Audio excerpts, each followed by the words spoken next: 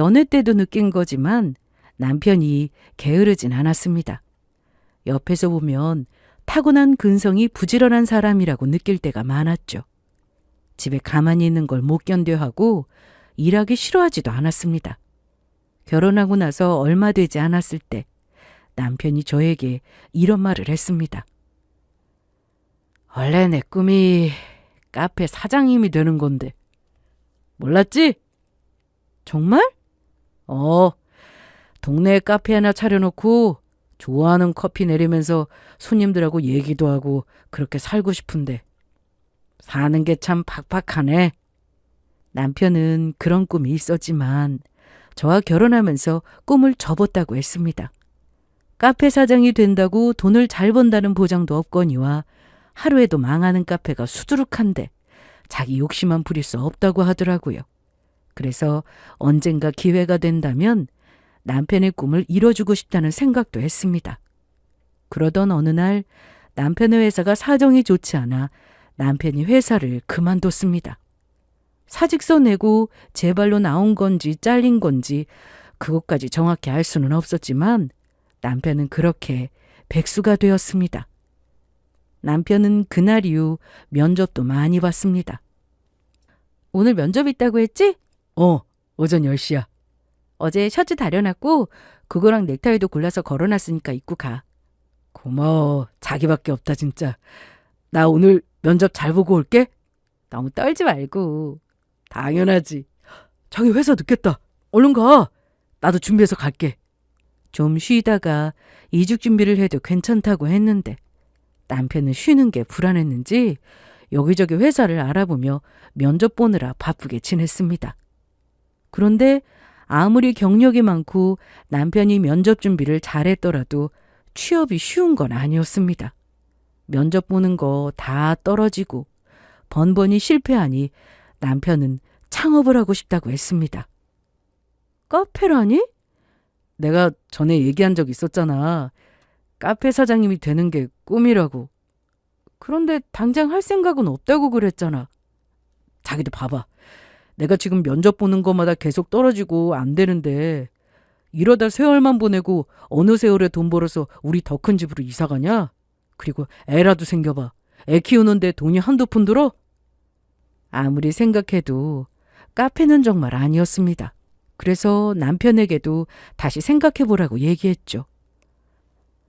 창업한다고 다 떼돈 버는 거 아니야. 커피 장사 80%가 망한다는 거 자기도 알잖아. 우리 동네에 카페만 몇 개인 줄 알아? 그중 2곳은 몇 달 사이에 간판 바꾼 것도 봤으면서? 나 정말 자신 있어. 나 한 번만 믿어주라. 해보지도 않고 안 된다고 하지 말고 이번에 나 좀 밀어줘. 남편은 의지가 대단했습니다. 집에서 그냥 노는 것보다 뭐라도 해보려고 하는 이런 의지는 좋았지만 창업에 꽂혀 이직 준비는 더 안 하겠다고 하니 좀 답답했습니다. 그래도 너무 완강해서 계속 안 된다고 하기보다는 한번 해봐라 싶은 생각도 들었고 결국 남편과 제가 가진 돈과 부족한 건 대출을 받을 생각으로 가게 자리부터 알아보러 다니게 되었습니다. 하지만 현실은 정말 녹록지 않았습니다. 얼마나 많이 돌아다녔는지 다리가 아플 지경이었는데 가는 곳마다 너무 비싸더라고요. 저는 돈 때문에 한숨이 절로 나왔는데 남편은 힘든 것도 모르고 내내 신나는 얼굴이었습니다. 이날 결국 가게 계약은 하지도 못하고 들어왔는데 남편은 정말 속 편한 말만 했습니다. 오늘 고생했다 여보. 내일 또 갈 거야? 당연히 가야지. 오늘 뭐 계약한 건 없지만 그래도 이런 게 다 미래의 밑거름이 될 거야. 뭐?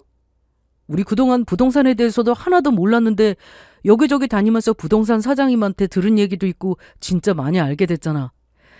그러니까 오늘 돌아다닌 게 헛수고한 게 아니라니까.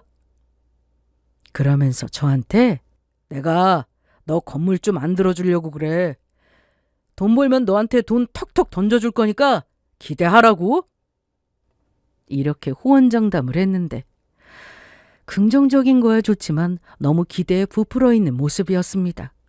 나 그런 거 기대도 안 해. 안 말아먹으면 다행이다. 걱정하지 말라니까. 나 진짜 잘할 수 있어. 다음 날도 저와 남편은 부동산을 돌아다녔고 주말까지 정말 바쁘게 돌아다녔습니다. 남편은 창업하는 것도 가게 임대료가 아까우니 임대는 싫고 매매로만 하려고 했습니다. 그러다 보니 돈이 정말 많이 필요했고 가진 돈에 비해 대출 비중이 너무 커져서 저는 너무 위험하다고 했습니다. 자기야, 대출을 그렇게 많이 받아서 하는 건 좀 아닌 것 같아. 뭐가 아니야. 다들 이렇게 해. 아무리 생각해도 너무 위험해. 글쎄 괜찮다니까. 돈이 없는데 어떡합니까?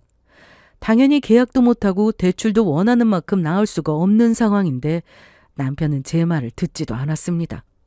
자기야, 요즘 성공하려면 나만의 무언가가 있어야 하는 거 알지?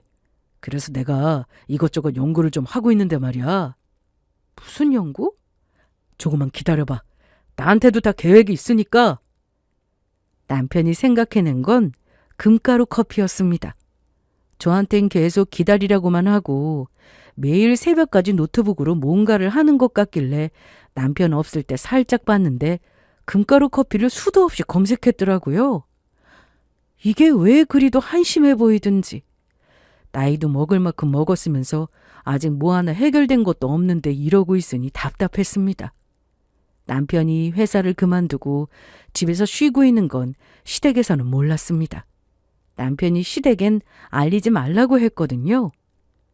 남편에게는 여동생이 한 명 있었는데 자기 동생 보기도 쪽팔리고 또 시모가 우리 아들 최고 이런 분인 걸 남편도 잘 알아서 실망시키고 싶지 않다며 저에게 부탁을 했습니다.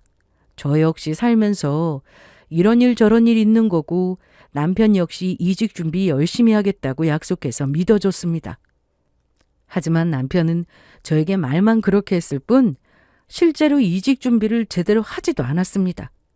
시댁에 갔다가 우연히 알게 됐는데 남편의 사촌형이 와서 인사를 했는데 제 쪽으로 와서는 조용히 물어보더라고요. 성우 요즘 뭐예요? 그냥 뭐 똑같죠. 저는 남편이 백수가 된 걸 모르는 줄 알고 대충 얘기하고 끝내려고 했는데 이미 다 알고 물어본 거였습니다. 알고 보니 남편에게 회사를 소개해줬다고 하더라고요.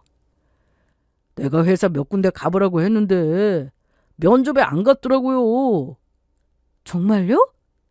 남편은 회사를 부탁할 때 자존심이 상한다며 저한테까지 비밀로 해달라고 했다는데 면접을 아예 보러 가지도 않았다고 하니 무슨 일이 있는 줄 알았다고 했습니다. 저는 남편이 정말 취업이 안 되는 줄 알고 본인도 얼마나 속이 쓰릴까 이런 생각만 하고 옆에서 괜찮다고 위로해주고 혹시나 기죽을까 봐 북돋아주고 다 했는데 배신감이 들었습니다. 저한테 비밀로 해달라고 했으니 괜히 말을 꺼내면 남편의 사촌형 입장이 곤란해질까 싶어서 말도 못하고 있었는데 남편은 정말 무조건 카페 아니면 안 돼. 이런 생각으로 오직 가게 자리만 알아보러 다녔습니다. 하지만 돈도 부족했어요. 그러다 예산에 맞는 건물을 찾아서 거기로 하자고 했더니 거긴 좀 느낌이 별로야. 뭐? 느낌으로 계약해? 느낌 중요하지. 안 그래? 아무 곳이나 하면 안 되는 거야.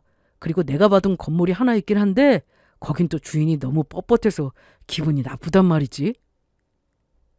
제 속마음은 그냥 다 때려치우고 다시 이직 준비를 했으면 하는 거였는데 남편은 그저 속 편하게 본인이 원하는 조건대로만 하려고 어이없는 이유를 대며 여긴 싫다, 여긴 별로다 이러니 저도 결국 터지고 말았습니다. 그랬더니 남편은 자존심이 상한 건지 저와 말도 안 하고 혼자 돌아다니기 시작했습니다.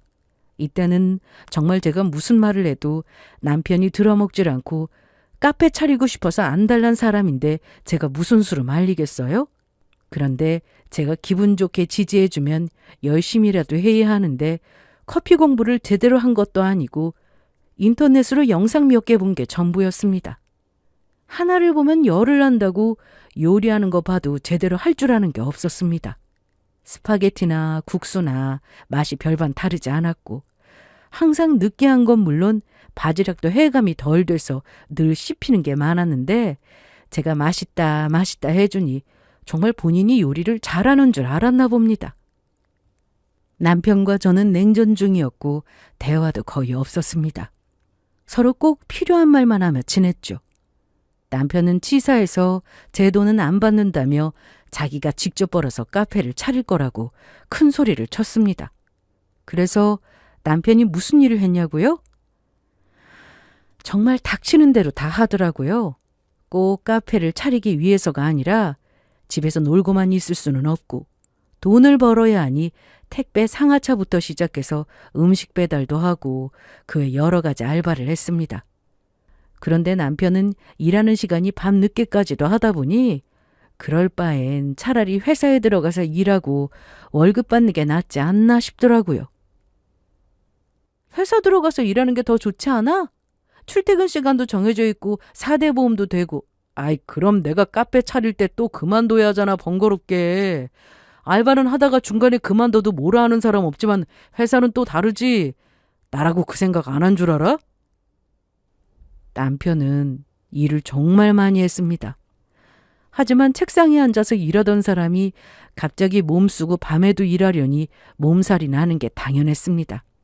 알바였지만 그래도 이것저것 하니 돈을 좀 벌었는데 그게 다 병원비로 나가더라고요. 왜 그래? 못 일어나겠어? 허리가 너무 아파. 집에 찜질하는 거 없나?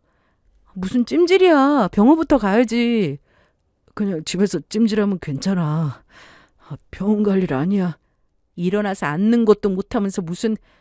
빨리 병원 가게 옷 입어. 남편은 투덜거리면서 허리도 제대로 못 펴고 일어나 저를 따라 나왔습니다. 병원에 갔더니 한동안 허리는 쓰면 안 된다고 했고 누워서 휴식을 취하는 게 좋다고 하더라고요.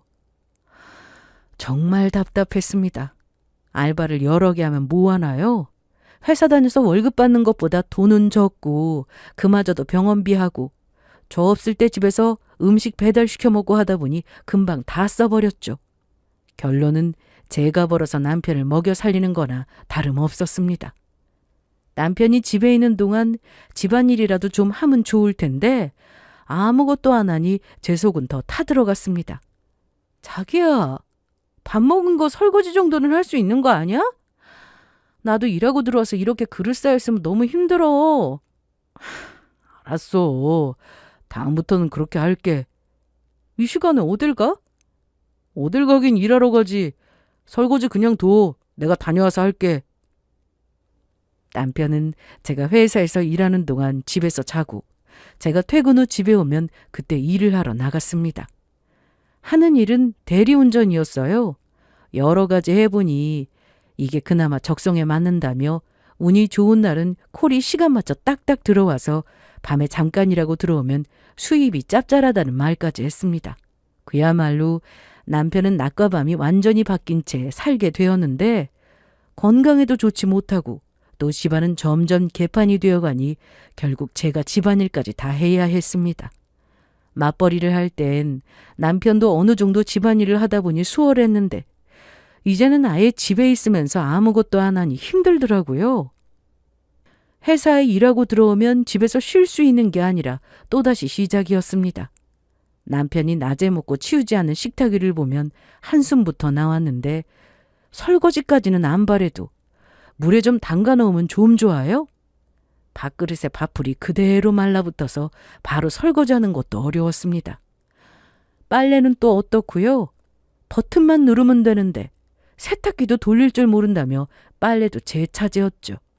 건조기까지 돌리고 나면 개에서 서랍에 넣어야 하는데 그것도 안 하더라고요. 이유는 피곤해서였습니다. 본인은 남들 다 자는 한밤중에 나가서 일을 하니 피곤함이 2배라고 하면서 낮에는 자야 한다고 했습니다. 잠을 제대로 못 자고 나가서 운전하면 위험하다고 했죠. 그러니 저는 전날 피곤해서 못 버린 쓰레기는 아침에 출근하면서 들고 나가기도 했고 설거지는 기본에 주말에 남편 밥도 차려주고 청소기도 돌리고 그렇게 쉬는 날 없이 지냈습니다.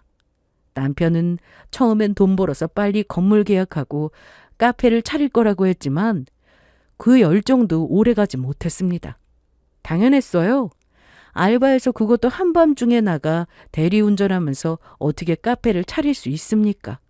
회사 다니며 월급 한 푼 안 쓰고 모아도 쉽지 않은 일인데 고정적이지 않고 콜이 없으면 그날 하루는 수입 없는 거라 남편도 점점 지쳐가는 것 같았습니다. 그래서인지 언젠가부터 저녁에 나가지도 않더라고요. 여보, 얘기 좀 해. 왜 또? 또가 아니라 그러지 말고 이제 회사 알아보자. 어? 내가 말했지. 난 카페 차릴 거라고. 그거야. 나이 들어서 얼마든지 할 수 있잖아. 우리 둘 다 회사 다닐 만큼 다니고 나중에 모은 돈으로 동네에 작게 카페 차려서 같이 운영해도 되는 거고. 보양 빠지게 무슨 그렇게 카페를 해. 나한테 다 계획 있어. 내가 지금 아무것도 안 하는 것처럼 보이지만 그래도 다 준비하고 있다고. 그래도 전보다는 좀 나았습니다. 남편이 집에서 놀기만 하면서 제 눈치가 보였는지 설거지는 하더라고요. 집에 오면 개수대는 깨끗했습니다. 그러던 어느 날 신우가 결혼할 사람을 데려온다고 연락이 왔습니다. 이번 주 토요일에 시간 비워도? 그날 무슨 일 있어요? 우리 예진이가 결혼할 남자 데려온다고 했어. 어머, 정말요? 그래. 그러니까 너희 좀 제대로 갖춰 입고 오라고 전화했다. 그냥 집에 있는 거 아무거나 걸쳐 입고 오지 말고 입을 거 없으면 이번 참에 백화점 가서 옷 한 벌씩 사서 입고 와. 상견례 자리도 아니고 집에 와서 인사하고 밥 한 끼 같이 먹는 건데 백화점까지 가서 옷을 사라는 게 좀 이해가 되지 않더라고요. 이날 시모는 정말 깔끔하게 그리고 고급스럽게 차려입고 와야 한다고 아주 신신당부를 했습니다. 알고 보니 신우가 만나는 사람이 의사였습니다. 첫인상이 중요하다면서 대충 입고 오면 절대 안 된다고 했는데 시모는 저한테 전화했으면 됐지. 남편한테 또 전화하셔서 저한테 했던 얘기 그대로 또 하셨습니다. 네, 엄마. 저도 옆에서 들었어요. 잘 차려입고 갈 테니까 걱정하지 마세요. 무슨 옷을 사요. 집에 정정 얼마나 많은데. 네. 그럼 그때 갈게요. 어머님이셔? 자기한테 얘기했으면 됐지 뭘 나한테까지. 그나저나 뭘 입지? 정말 백화점 가서 옷이라도 한 벌 사야 하나? 옷장에 나보다 당신 옷이 더 많아. 사긴 뭘 사. 그냥 있는 거 입어. 그래도 의사라잖아. 의사면 뭐? 의사는 뭐 아무나 하냐? 그런데 예진이 그거 언제 의사를 만났대? 남자친구 있는 건 알았는데 의사인 줄 몰랐네. 그거 참 신통방통하네. 우리 집에 의사가 들어오다니. 남편은 혼자 저런 말을 하면서 웃고는 백화점에 가자고 했습니다. 내일 자기 몇 시에 끝나? 그건 왜? 끝날 때 맞춰서 내가 자기 회사 앞으로 가려고 그러지. 그러니까 왜? 자기네 회사 근처 백화점 있잖아. 별일 없으면 6시 퇴근이지? 백화점이 8시까지니까 자기 일 마치고 바로 가면 옷 살 시간은 있겠네. 저는 잠깐 저녁만 같이 먹는 자리에 굳이 옷까지 새로 사서 입는 건 아니다 싶어서 남편에게 안 산다고 했고 백화점 갈 거면 혼자 가라고 했습니다. 그랬더니 또 삐지더라고요. 저랑 같이 가야 제 카드로 옷을 살 수 있으니 정장 한 벌 사려고 했는데 제가 안 간다고 하면 김샜다며 또 짜증을 냈습니다. 결국 시댁에는 집에 있던 옷을 입고 가게 되었는데 남편이 시댁에 들어가기 전 저에게 부탁했습니다. 안 내려? 내릴 거야. 그런데 자기야, 나 어때 보여? 뭐가? 나 백수처럼 보이냐고. 아니, 그렇게 안 보이니까 얼른 내려. 그럼 어떻게 보이는데? 왜 그래 자꾸? 예진이 남자친구가 의사라고 하니까 괜히 신경 써서 그렇지. 엄마한테는 나 회사 관두고 집에 있다는 거 정말 얘기 안 했지? 안 했어. 했으면 어머님이 진작에 말씀하셨겠지. 남편은 차 안에서 한참 동안이나 거울을 들여다보다가 내렸습니다. 시댁에 갔더니 신우 남자친구는 이미 와 있었는데 의사라는 얘기를 들어서가 아니라 정말 깔끔하고 또 인상도 좋았습니다. 이날 남편은 그러지 않아도 됐는데 자꾸만 의식하는 모습이 너무 이상했습니다.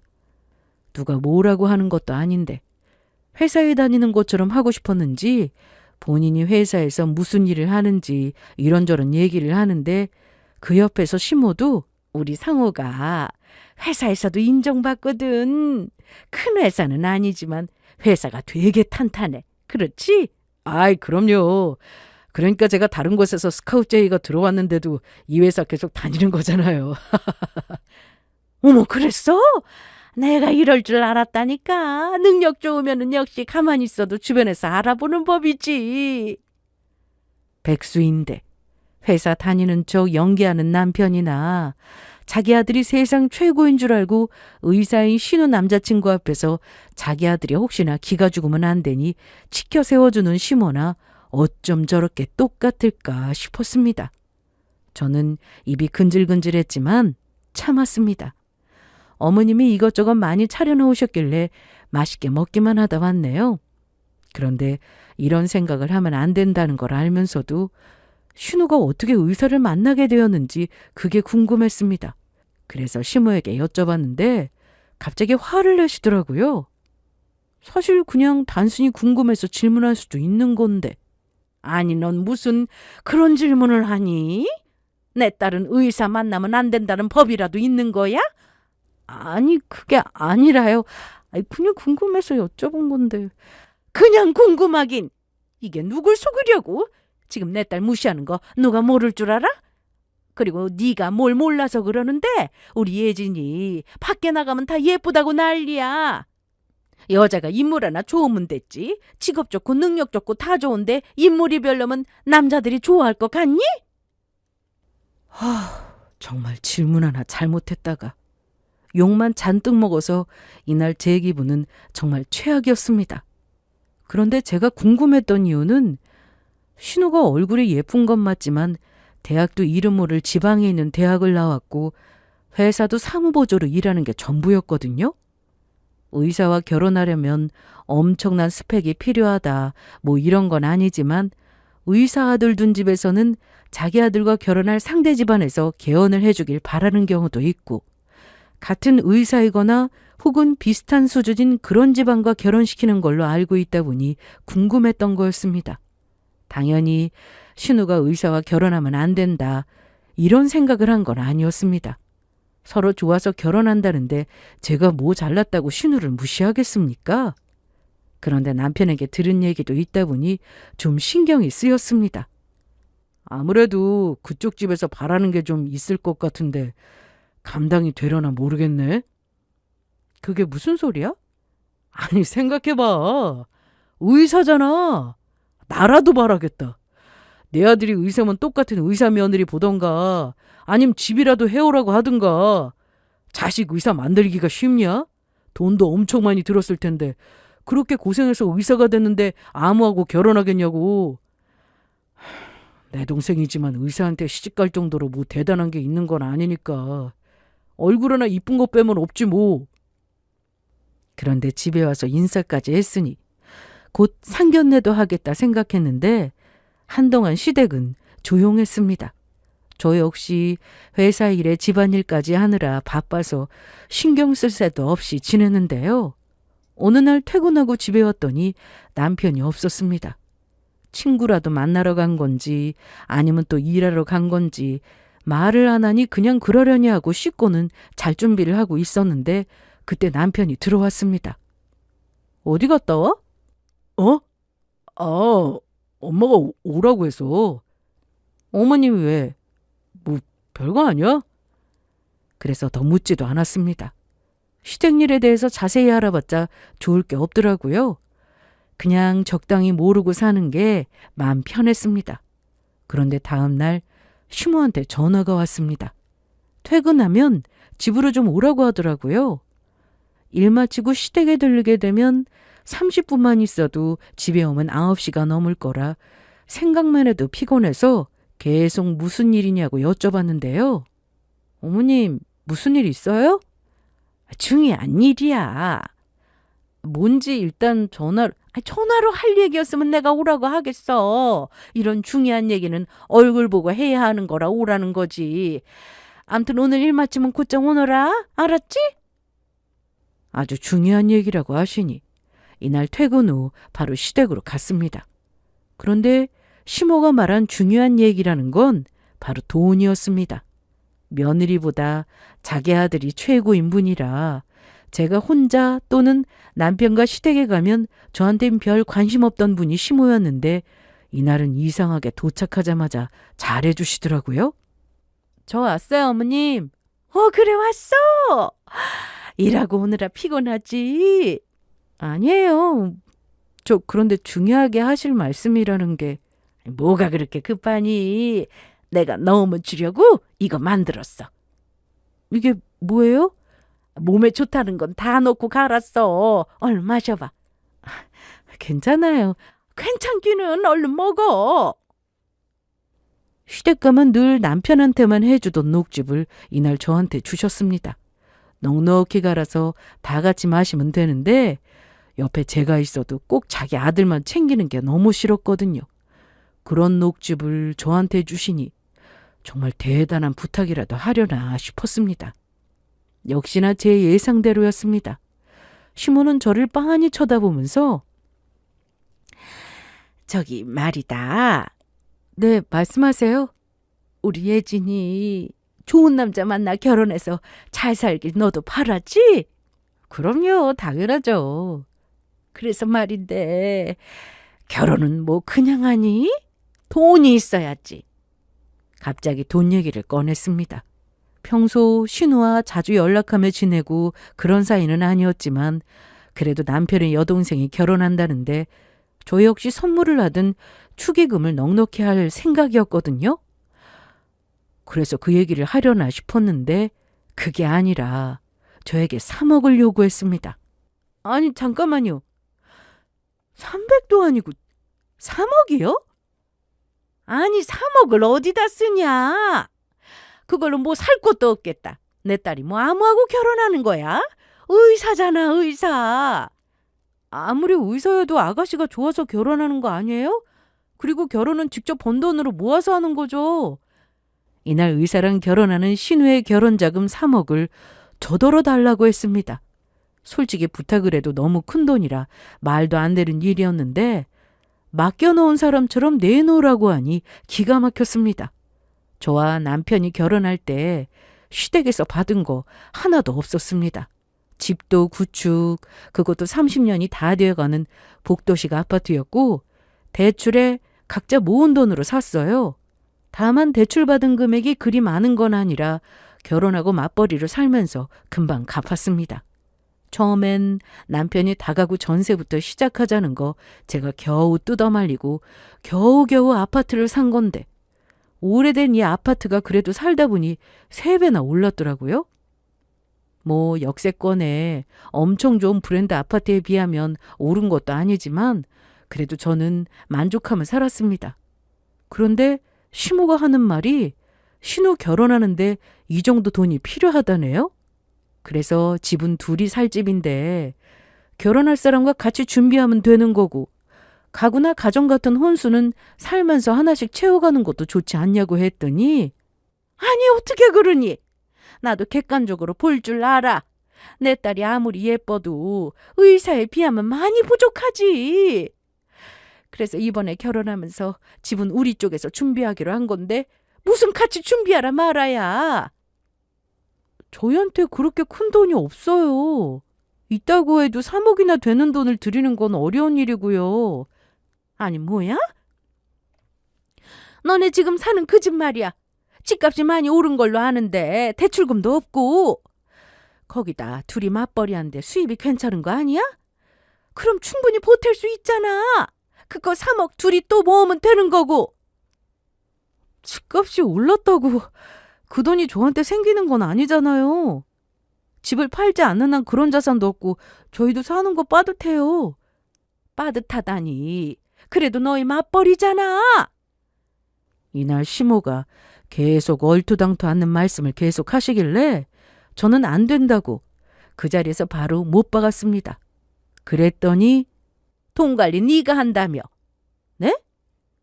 너 왜 자꾸 표정을 그렇게 지어? 아무것도 모른다는 듯이. 어제 우리 아들 다녀갔다. 네 남편이 여기 와서 다 말했다고. 돈 관리 네가 한다며. 돈 쓸 때는 너한테 허락 받아야 해서 어제 우리 성우가 돈 관련해서는 자기한테 얘기하지 말라고 했다고. 그래서 내가 오늘 너를 부른 거야. 전날 남편이 왜 시댁에 갔다 왔나 했는데 저보다 자기 아들 먼저 불러서 돈 얘기를 했더라고요. 남편은 백수인 걸 말할 수 없으니 돈 관리를 제가 한다고 둘러댄 거였고요. 그래도 남편의 동생이니까 축의금으로 300 정도 낼 수 있다 쳐도 3억은 아니었습니다. 돈이 많다고 해도 제가 왜 신우 결혼하는데 3억을 내야 하나요? 그래서 시모에게 다시 한번 싫다고 하고는 자리에서 일어났는데 이때 시모가 한 말은 정말 충격 그 자체였습니다. 너 이게 무슨 짓이야? 전 분명 말씀드렸습니다. 그럴 돈 없어요. 너 만약 내 딸 파혼하면 그때 너도 이혼당할 줄 알아? 이 말에 너무 화가 난 저는 그냥 지금 이혼할게요. 이렇게 얘기하고는 집으로 왔습니다. 제가 이혼 얘기에 놀라서 알겠다고 할 줄 알았는데 차라리 이혼한다고 하니 시모도 놀란 것 같았고 그래서 집에 오는 내내 계속 전화에 문자를 보냈지만 시모인 걸 알고는 받지도 않았습니다. 그런데 집에 와보니 남편은 제가 온 줄도 모르고 방에서 누군가 통화를 하고 있었습니다. 야 임마, 누가 떼어먹냐? 조금만 기다려달라고 했잖아. 준다고. 가만히 있으면 내가 이자까지 쳐서 줄 텐데 왜 이렇게 안달이야? 남편이 이렇게 말하는데 내용이 딱 돈을 빌린 거잖아요. 그래서 바로 방문을 열었더니 남편이 놀란 얼굴로 급하게 전화를 끊었습니다. 누군데? 방금 누구랑 통화했냐고. 친구. 혹시 돈 빌렸어? 아니, 내가 무슨 돈을 빌려. 지금 전화 오는 거 아니야? 안 받아도 돼. 남편은 통화하다가 저를 보고 놀라서 급하게 전화를 끊었는데 5분도 되지 않아서 계속 전화가 왔습니다. 남편은 안 받아도 된다고 했지만 제가 얼른 뺏어서 받았더니 여보세요? 저 박성호 와이프 되는 사람인데요. 안녕하세요. 혹시 이 사람이 돈 빌렸어요? 네. 얼마나요? 이리 줘. 뭐 하는 거야? 남편은 옆에서 자기 핸드폰을 달라고 난리였지만 저는 남편이 그 친구에게 돈을 얼마나 빌렸는지 왜 빌렸는지도 다 들었습니다. 진짜 남의 핸드폰을 가지고 뭐 하는 거야? 너 제정신이야? 돈을 빌려서 주식을 해? 뭐가? 무슨 생각으로 돈을 빌렸냐? 그럴만 해서 빌렸어. 내가 알아서 할 거야. 뭘 알아서 하는데? 내가 지금 시댁에서 무슨 소리 듣고 온 줄이나 알아? 엄마가 뭐랬는데? 나한테 이혼당할 줄 알라고 하시더라? 에이 설마 엄마가 그런 말을 했을 리... 지금 전화해서 확인해봐. 확인해보라고! 엄마가 왜 그랬는데?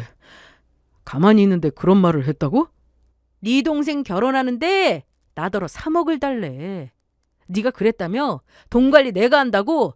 네 월급 통장도 내가 관리한다고 그랬다며? 너한테 월급 통장이라는 게 있긴 하고? 그럼 뭐 어떻게 하냐. 엄마가 예진이 결혼하는데 나더러 오빠라서 뭘 좀 해줘야 하지 않냐고 하시는데 백수 됐다고 어떻게 말해. 그래서 돈 관리는 네가 한다고 했지. 그래서 넌 뭐라고 했는데? 엄마가 이혼 얘기했을 때 넌 뭐라고 했냐고. 알겠다고 했어. 파혼까지 갈 거 없이 지금 이혼한다고. 그런 일로 이혼한다고 해. 그럼 나는 너도 싫고 너네 엄마 네 동생 다 싫어.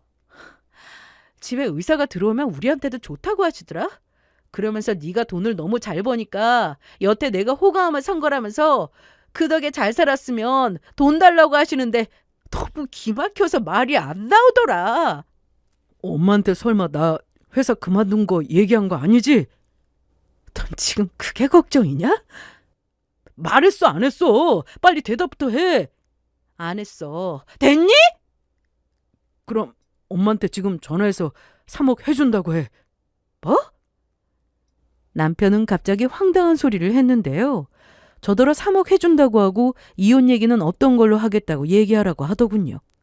너무 어처구니가 없어서 대답도 안 하고 안방에 들어왔는데 저를 따라와서는 넌 엄마가 그런 말 좀 했다고 어떻게 이혼한다고 하냐? 친구한테 돈 빌려서 주식이나 하는 네가 너무 한심해서 어머님 때문이 아니어도 이혼하고 싶은 심정이야. 그랬더니 남편은 자존심이 상했는지 자꾸만 이걸 보라면서 자기 핸드폰을 저한테 들이밀었습니다. 좀 전에 통화한 남편의 친구가 빌려줬다는 돈은 350만 원이었습니다. 저는 그 돈으로 남편이 주식을 하는 줄 알았어요. 하지만 아니었습니다. 남편이 저에게 핸드폰으로 보여준 건 주식창이었는데 수익률이 상당히 높았습니다. 이게 뭐야? 어때? 장난 아니지? 진작에 주식으로 돈 벌 걸 괜히 밤에 나가서 술에 취한 진상 만나가며 대리운전하고 병원 다니고 왜 그런지 몰라. 이렇게 쉽게 돈 버는 방법이 있었는데 내가 이렇게 벌고 있으니까 엄마한테 3억 준다고 하라고. 그럼 나랑 이혼 안 해도 되잖아. 이 돈이 다 어디서 났어? 이 많은 돈이 어디서 나서 주식한 거냐고. 350만 원만 빌린 거 아니었어? 이날 남편은 제대로 말을 하지 못했는데 제가 계속 추궁을 했더니 다른 친구들은 물론 대출까지 받은 사실을 알게 됐습니다. 미쳤어? 이걸 보고도 그런 말이 나와? 수익률 좀 보라니까. 수익률이고 뭐고 간에 나한테 어떻게 이래? 남편은 제가 회사에 출근해서 일하는 동안 집에서 여기저기 빌린 돈으로 주식을 하고 있었습니다. 그나마 돈을 잃지 않은 걸 다행이라고 해야 할까요? 하지만 저는 이해가 되지 않았습니다. 저는 수익이 났으니 당장 정리해서 빌린 돈부터 갚으라고 했습니다. 하지만 남편은 여기서 돈을 뺄 수 없다고 했죠. 무슨 소리야? 조금만 더 버티면 여기서 더 벌 수 있는데 여기서 빼면 아깝잖아. 미쳤구나. 그러다 떨어지면 안 떨어져. 이거 보라니까. 내가 지금 얼마나 벌었는지. 이 정도 속도면 당장 다음 달에 내가 원하는 건물에서 카페 차릴 수 있어. 그리고 예전이 결혼하는데 3억도 줄 수 있고. 저는 남편에게 이혼하자고 했습니다. 그러자 남편은 지금 나랑 이혼하면 후회할 텐데 나 돈 이렇게나 많이 벌고 있는데 정말 괜찮겠어? 나한테 말하고 돈 빌리고 대출받은 거야? 그게 뭐가 중요해? 내가 주식해서 오른 게 중요한 거지. 기막혀. 난 부부간에 신뢰가 중요하다고 생각하는데? 아니 무슨 쓰잘데기 없는 말이나 하고 있냐. 내가 왜 주식하는데? 빨리 돈 모아서 카페 차리고 싶어서 그런 거잖아. 내가 해보니까 돈 빨리 버는 건 주식뿐이더라. 그래서 이혼하는 마당에 남편놈 정신 좀 차리게 해주려고 시모에게 모든 사실을 다 말할 생각이었습니다. 실은 전에 얼핏 들은 얘기로 시댁에서 주식에 대해 상당히 안 좋게 생각한다는 걸 알고 있었거든요. 오래전에 시부가 주식한다고 재산 날리면서 그거 회복한다고 엄청 고생했다고 해서 남편은 절대 주식은 안 하겠구나 싶었습니다. 그런데 시부와 똑같이 주식을 하고 있으니 시댁에서 이 사실을 알면 분명 남편은 크게 혼날 거라 생각했습니다. 거기다 일 안 하고 집에서 놀고 있었다는 사실까지 알게 되면 더더욱 난리가 나겠지 싶었었고요. 그런데 제 예상과는 좀 많이 달랐습니다. 시모는 제가 신우에게 3억을 못 준다고 하고 자기 아들과 이혼한다고 했으니 정말 지겹도록 연락을 해왔는데 그간 안 받다가 집으로 오시라고 했습니다. 제가 말씀드리는 것보다 집에 와서 본인 아들이 뭘 하는지 직접 보게 하는 게 낫다 싶었거든요. 처음엔 제가 생각한 대로 흘러가나 싶었습니다. 남편은 시모가 오는 줄도 모르고 아침부터 일어나 컴퓨터를 켜고 주식창부터 열었습니다. 이날은 제가 회사에 재택근무 신청을 해서 집에 있었고 시모가 오기만 기다렸습니다. 그리고 잠시 뒤 시모가 도착했고 남편은 여전히 몰랐습니다. 헤드셋까지 끼고 노래를 듣고 있었거든요. 시모는 방으로 들어가 남편을 보고는 아니, 너 뭐 하는 거냐? 엄마! 회사 안 가고 왜 집에 있냐고. 너도 재택근무냐? 아니, 그게요. 잠깐만. 이게 뭐야? 너 설마 주식하냐? 어머, 얘가 미쳤나 봐. 너 그때 주식해서 어떻게 됐는지 그거 보고도 이걸 해? 너 제정신이야? 방 안에서는 시모의 목소리만 들렸습니다. 그리고 이날 남편이 회사 그만두고 오래 쉬었다는 것도 시모가 알게 되었는데요. 남편은 아프다며 그만 때리라고 했고 시모는 욕까지 하면서 남편을 때렸습니다. 굳이 방 안으로 들어가 보지 않아도 시모 목소리 때문에 상황을 다 알 수가 있었죠. 그런데 갑자기 조용해졌습니다. 방 안에서 두 사람이 무슨 대화를 나누는 것 같았는데 밖에선 잘 들리지 않았어요. 들어가 볼까 말까 고민하다가 방문을 열자 시모가 웃고 있었습니다. 아니 너는 녹화할 줄도 모르냐? 그리고 왜 진작에 말 안 했어? 내 아들 회사 그만둔 거. 어머님 아들이 얘기하지 말라고 해서요. 그런 건 말을 해야 알지. 내가 모르니까 괜히 오해했잖아. 시모는 이날 미소를 숨기지 못했고 현관에서 신발을 신으면서 남편에게 한 번 더 확인하듯 물었습니다. 아들, 정말 3억 주는 거지? 당연하죠. 조금만 기다리세요. 회사 관두고 주식한다는 사실을 알았을 땐 자기 아들 때리면서 며느리 얼굴 어떻게 보냐고 난리였는데 갑자기 조용해졌을 때 남편이 주식으로 돈을 얼마나 벌었는지 보여준 것 같았습니다. 그러니 시모가 조용히 돌아간 거죠. 하지만 저는 남편과 이혼하고 싶다는 생각에는 변함이 없었기에 남편에게 계속 이혼을 요구하는 상황이었습니다. 남편은 절대 이혼은 안 된다고 했고요. 주식으로 조금만 더 수익 보면 그때 팔아서 자기가 빌린 돈도 갚고 신우한테 돈 주고 또 카페도 차리겠다고 큰 소리를 쳤습니다. 그러니 그때 가서 놓쳤다며 땅을 치고 후회하지 말고 지금 받아줄 때 그만하라고 하더라고요. 이 말을 듣는데 정말 어이가 없었습니다. 저는 남편이 이혼 거부를 하니 소송을 하려고 알아보던 중이었습니다. 그리고 남편은 결국 시모와의 약속을 지키지 못했습니다. 주식이 오르기만 하나요? 내리기도 하죠. 남편은 주식에 올라가서 매일 싱글벙글 하다가 어느 날부터 자기 머리카락을 잡아뜯거나 한숨만 쉬면서 방에서 나오질 않았습니다. 저는 따로 주식을 하진 않았지만 그래도 아무것도 모르는 건 아니었습니다. 회사에서 다른 직원들이 주식하는 걸 보면 대충 흐름은 알고 있었거든요. 그런데 참 타이밍이 기가 막힌 게 시모가 집에 다녀가고 난 뒤 이틀 뒤부터인가 조금씩 하락하기 시작했습니다. 남편은 어느 정도 수익이 난 상태여서 조금 떨어진다고 문제는 없었는데 이게 계속 하락하니 그때부터 난리가 났습니다. 아이, 미치겠네. 퇴근하고 집에 오면 작은 방에서 계속 이런 소리가 들렸습니다. 제발 내일은 올라라. 제발. 방문을 열어보면 자기 머리 쥐어뜯어가며 계속 저런 말만 하고 있는데 그렇게 한심해 보일 수가 없었습니다. 계속 올랐다면 예정대로 자기 동생 결혼 자금으로 돈을 주고 카페도 차리고 그랬겠지만 그리 쉽게 되면 주식해서 누구나 다 부자가 되게요? 시모는 남편이 돈을 주기만을 기다리고 있었는데 소식이 없으니 남편에게 늦은 시간에도 전화를 했고 급기야 남편은 시모의 전화를 피했습니다. 그리고 얼마 뒤 시모가 찾아왔습니다. 신우가 파혼을 당했다고 하더라고요. 이거 어쩔 거야? 아니 그거 며칠 못 기다려서 무슨 파혼이래요. 참나. 네가 분명 준다고 했잖아. 며칠 안 걸릴 거라면서. 아니 그게요. 지금 좀 상황이. 그런데 조금만 더 시간을 주면요.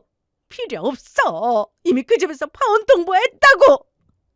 내가 친구 만났다가 전화로 파혼 통보 듣자마자 바로 여기 온 거야. 그런데 저는 3억을 주겠다는 말을 한 적이 없는데 이번 일이 저 때문이라 생각하는 것 같았습니다. 너 이거 어쩔 거니? 뭐가요? 그냥 그때 네가 해주면 될 일이었잖아. 그런데 성호 쟤가 주식해서 돈 버는 걸로 그때 네가 받으면 될 일을. 자기 아들 때문이라면서 종한테는 그냥 화풀이였습니다. 자기 아들 말만 믿고 마냥 기다렸다가 이렇게 되어 자책하는 게 아니라 제가 미리 돈을 마련해 줬으면 자기 딸이 파혼당할 일은 없었을 텐데 하면서 자꾸만 저 때문이라고 하셨습니다. 그리고 시모는 자기 딸이 파혼당했으니 저한테도 당장 이혼이라고 했습니다. 그건 전에도 말씀드렸잖아요. 이혼한다고요. 그런데 어머님 아들이 이혼은 못하겠다고 해서 저도 난감한 상황이라고요. 뭐야? 성호야, 너 빨리 이혼해. 얘는 우리 집에 아무 도움이 안 되는 애야. 그리고 너 그 주식 말이야. 수익이 나긴 나는 거지? 아, 네. 이혼할 때 재산분할 확실히 해라. 주식에 대해서 너 한 푼도 안 보탠 걸로 아는데 수익이 났다고 욕심내지 말고 내 아들한테 돈 달라는 소리 하지 마. 알았어? 이날 시모가 돌아가고 난 뒤 남편은 저에게 잘못했다고 빌었습니다. 우리 엄마 말 듣지 마. 난 자기랑 이혼 안 해. 내가 하고 싶어. 어머님 말씀대로 그 주식 관심도 없으니까 줄 생각 말고 나랑 엮을 생각도 마. 알았냐? 도장이나 찍어. 그런데 이날 저녁 늦게 아버님까지 집으로 찾아오셨습니다. 누가 배를 누르길래 봤더니 아버님이더라고요. 자기 딸이 파혼당한 걸 시모에게 전해 듣고는 이유가 뭐냐 묻다가 남편의 주식 얘기가 시모의 입에서 나온 모양이었습니다. 시댁에 가면 늘 시모의 목소리가 크고 시부는 아무 말씀이 없으셨습니다. 저는 그게 다 과거의 주식 때문이라 생각했죠. 암튼 이번 신우 결혼 준비도 시모가 다 알아서 한다고 한 것 같았는데 결혼 자금으로 3억이 필요하다는 게 알고 보니 현금으로 신우 예비 시댁에 보내기로 한 거였습니다. 집도 시부모님이 그간 모은 돈으로 마련하기로 했고요. 그러니까 신우는 의사와 결혼하기 위해서 집도 마련하고 현금 3억도 필요했던 거였습니다. 예비 시댁에서는 시모가 돈을 준다고 하면서 계속 안 주고 구했다는 집도 성에 차지 않으니 말이 계속 나왔나 보더라고요. 그러다 결국 파혼 통보를 해왔고 시부까지 그 이유를 알게 되자 바로 찾아오신 거였습니다. 시부는 처음에 신우가 의사랑 결혼하겠다고 하니 부담이 된다고 했답니다. 그런데 시모는 이런 기회를 놓치기 싫으니 시부에게 남들하고 똑같이 자기들끼리 준비해서 결혼할 거라고 거짓말을 한 거였습니다. 실은 집도 사주고 돈도 줘서 결혼시키기로 한 건데 말이죠. 그런데 신우 남자친구 집안에서 파혼하자 이래버리니까 이유가 뭐냐고 묻다가 3억 얘기가 나왔고 시모는 제 남편이 돈 해주기로 약속했다고 말하면서 모든 사실을 알고 이날 난리가 났습니다. 아버지! 너 그게 사실이야? 아니, 이 자식이 그렇게 하지 말라고 했는데 주식하면 회사에서도 맨날 들여다보느라 일 못하고 그러는 거 알면서. 아버님, 말씀 중에 죄송하지만 그건 걱정하지 않으셔도 될 것 같아요. 뭐? 이 사람 회사 안 다녀요. 진작에 그만뒀어요. 뭐야? 그럼 너 무슨 돈으로 주식하고 있는 거야? 너 정은이 보기 부끄럽지도 않냐? 한 집에 살면서 창피하지도 않아? 저는 괜찮아요, 아버님. 어차피 이제 안 보고 살 텐데. 그건 또 무슨 소리냐? 그래서 시모가 저에게 한 얘기를 다 말씀드렸습니다. 이날 시부는 어이없다는 표정으로 남편을 정말 인정사정 없이 팼습니다. 이런 상황을 예상이 난 것처럼 시모가 걱정된다며 찾아왔는데 당신 돈으로 의사사위 얻으려고 한 거였어? 이게 결혼이 맞아? 나 모르게 통장에 있는 돈으로 집 해줄 생각이었던 거야? 며느리한테는 3억 달라고 해서 그 돈 해다 바치려고 했고? 의사사위 얻는 게 뭐 쉬운 줄 알아요? 그 입 못 다물어? 시댁에서 늘 조용하시던 아버님이 이날 화내시는 모습을 보는데 정말 무서웠습니다. 이날 새롭게 안 사실인데 과거 시부가 주식으로 많은 재산을 잃은 게 아니라 시모였습니다. 그런데 그걸 다시 원상복구하기까지 시부 혼자 고생하며 돈 벌어서 갚았답니다. 그리고 다시는 주식 안 한다고 가족 앞에서 맹세했다는데 자기 아들이 주식하고 있고 그걸 시모는 봐주고 있었으니 시부는 이날 정말 화가 많이 나셨습니다. 시모는 시부가 불같이 화내자 그 자리에서 바로 무릎 꿇고 잘못했다고 비는데 옆에서 남편까지 잘못했다고 똑같이 빌었습니다. 잘못했어요, 아버지. 다시는 안 그럴게요. 여보, 미안해요. 네? 저도 잘 살아보려고, 자식 잘 되게 하려고 그런 건데. 시끄러워! 다시는 주식 못하게 손가락을 분질러야지. 여보, 안 돼, 안 돼. 우리 아들 손가락은 있어야 일은 하죠. 아버지, 잘못했어요. 저는 끝까지 이혼 못한다는 남편에게 결국 이혼 소송을 했는데요. 제가 이겼습니다. 원하는 대로 이혼을 하게 되었죠. 전 남편은 제가 예상했던 대로 돈 빌려 주식을 한 그 대가를 아주 톡톡히 치러야 했습니다. 올랐을 때 팔았다면 적어도 빚은 안 남았을 텐데 욕심이 문제였어요. 그래서 저는 돈을 빌려가면서 주식이니 투자니 하는 걸 싫어합니다. 뭐든 한 방에 돈 벌려고 하는 것도 싫고요. 전 남편은 또다시 알바를 시작했다고 들었습니다. 빚 갚으려면 부지런히 일해야죠. 저는 신경 쓸 남편이 없으니 요즘 너무 홀가분합니다. 앞으로도 계속 이렇게 살고 싶네요.